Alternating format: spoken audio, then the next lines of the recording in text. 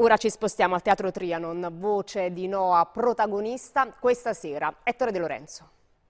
Erano in tanti ad aspettare il suo ritorno a Napoli, ma l'attesa è finalmente finita e stasera alle 21 al Teatro Trianon Noa, la straordinaria artista israeliana da anni impegnata per promuovere la pace tra i popoli, si esibirà accompagnata dai Solis String Quartet, un concerto unico ed eccezionale, uno spettacolo inedito dal titolo To Napoli with Love e una scaletta creata ad hoc per l'occasione. Well, yeah, after 2.5 years of Corona, Dopo 2 anni di pandemia sono davvero felice di essere a Napoli con i miei amici Solis String Quartet e con Gildor.